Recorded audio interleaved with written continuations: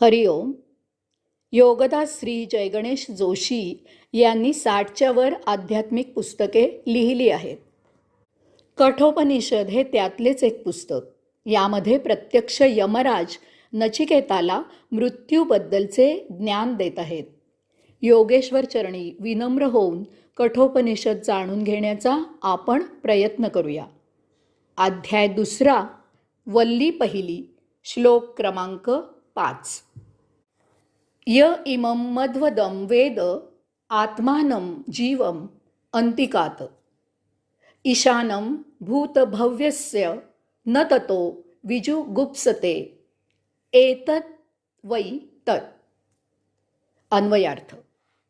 कर्मफळ देणारा, जीवांचं पोषण करणारा, भूत आणि भविष्य काळावर शासन करणारा, आपल्या सर्वात जवळ असलेला परमात्मा जो ज्ञानाने जाणतो तो पूर्ण मोकळा होतो.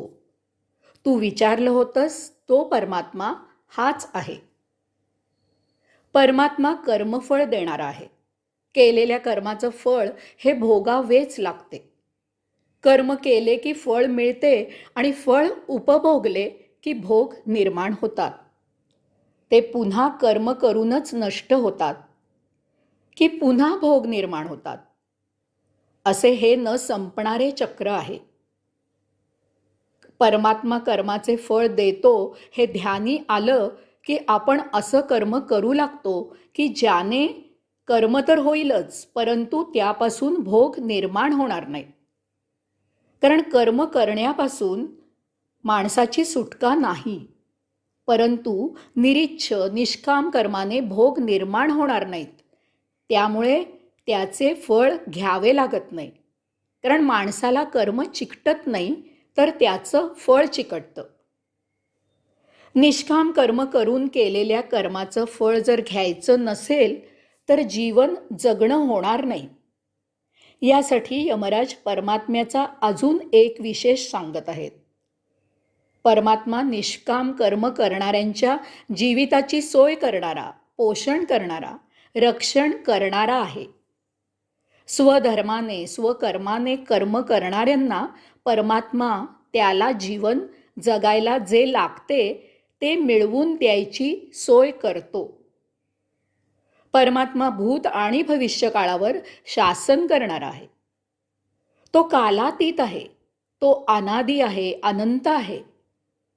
काळ विश्व निर्मितीनंतर जन्माला आला आहे. आपण कालमापन करायला तर फारच अलीकडे सुरुवात केली. परमात्मा काळाच्याही आधी होता आणि काळ नष्ट झाला तरी राहणार आहे. कारण तो चिर आहे, शाश्वत आहे. विश्व निर्माण होण्याच्या आधीपासून आणि विश्व नष्ट झाले तरी त्यानंतर परमात्मा हा असणारच आहे. यमराजांनी परमात्म्याचे जे 3 विशेष सांगितले ते आपण आत्ताच या श्लोकामध्ये पाहिले. आता यमराजांनी परमात्म्याचा अजून एक महत्त्वाचा विशेष सांगितलेला आहे. तो येथे पाहायचा आहे. परमात्मा आपल्या अगदी सर्वात जवळ आहे. परमात्म्याहून आपल्याजवळ आणखी दुसरे काहीही नाही. आपला घेतलेला श्वास जिथे आत जाऊन थांबतो तिथे अंतस्थ परमात्मा असतो. या श्वासामुळेच आपण जिवंत राहतो. आता याहून आपल्याजवळ अन्य काहीही नसते. 2 अर्थी असूही शकत नाही. पहिलं म्हणजे श्वास घेतो त्याचवेळी तेथेच आपण जगतो. तेथेच परमात्मा असतो. याहून आणखी जवळ काही असूच शकत नाही. त्याचप्रमाणे श्वास घेतो म्हणून आपण जगतो.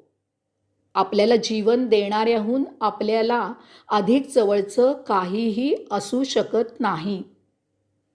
यावरून एक गोष्ट स्पष्ट होते की तो श्वास म्हणजेच प्राणतत्व परमात्मा स्वतःच असतो.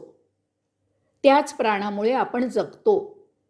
याचा अर्थ तो प्राण म्हणजेही आपण स्वतःच असतो. याचा अर्थ तो परमात्मा म्हणजे आपणच असतो.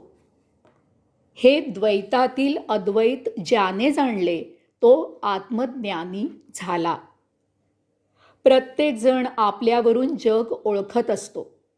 कावीळ झालेल्याला सर्व काही पिवळे दिसू लागते. तसेच जो लबाड असतो त्याला इतर सर्वजण लबाड दिसत असतात.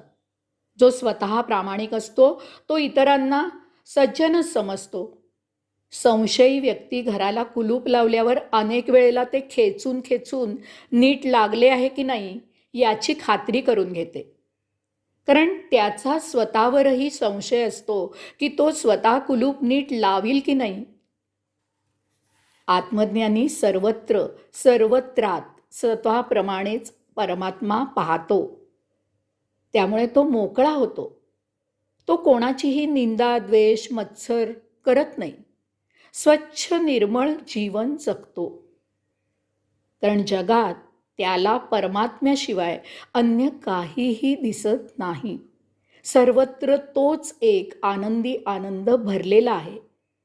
जीवनानंद हाच परमात्मा आहे. हरिओम.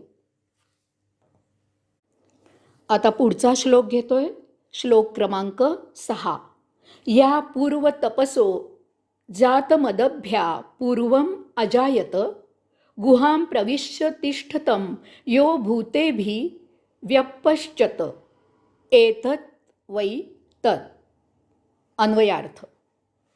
तपाच्याही आधी, पहिल्या तपाच्याही पूर्वी, पाणी आदी पंचमहातत्वांच्याही आधी अतिशय गूढ अशा हृदय गुहेत जीवात्म्यासह स्थित झालेला जो त्या हृदय गुहेत जाणला जातो तोच तो तू विचारत असलेला परमात्मा परम आत्मा होय. परमात्मा अनादी अनंत आहे. तो प्रत्येक गोष्टीच्या पूर्वीपासून आहे. सर्वात प्रथम जेव्हा केव्हा तेज निर्माण झालं त्याआधी परमात्मा होता. कारण ते तेज ज्यांच्यापासून निर्माण होते त्या गोष्टी परमात्म्यापासूनच निर्मित झालेल्या आहेत. तसेच पंचमहातत्वांच्या निर्मितीच्याही आधी परमात्मा होता. कारण पंचमहातत्वे परमात्म्यापासूनच निर्माण झालेली आहेत. याचा अर्थ परमात्मा विश्वाच्याही आधी होता. येथे पंचमहातत्वांपैकी फक्त पाण्याचाच उल्लेख केलेला आहे. कारण प्रथम जीव पाण्यामध्ये जन्माला आला, जोपासला गेला. मातीत बी पेरले आणि त्याला हवा आणि प्रकाश मिळाला तरी जोपर्यंत त्या बीजाला पाणी मिळत नाही तोपर्यंत त्याला अंकुर फुटत नाही. मातीशिवाय नुसत्या पाण्याला अंकुर फुटू शकतो. हवा आणि प्रकाश खुल्या वातावरणात उपलब्ध असतो, परंतु पाणी मुद्दामहून मिळावे लागते. जीव धरण्यासाठी पाण्याला अनन्यसाधारण महत्त्व आहे. विश्व निर्माण होऊन पृथ्वीवर पंचमहातत्वे निर्माण झाल्यावर जीवसृष्टी अस्तित्वात आली. त्यावेळी या जीवांच्या हृदयाच्या गुहेत परमात्मा अंशात्मक रूपाने वास्तव्याला आला. देहामध्ये तो जीवात्म्यासह राहू लागला. त्याला विश्वाच्या बाहेर जाऊन पाहता येत नाही. त्यासाठी मानवी शक्तीला मर्यादा पडते. तेव्हा त्याला ध्यानयोग साधनेने आपल्याच हृदयाच्या गुहेत जाऊन पाहावा जाणावा लागतो. यमराज सांगत आहेत की असा हा हृदयाच्या गुहेत जाऊन जाणलेला म्हणजेच नचिकेत तू विचारत असलेला परमात्मा होय. हरिओम.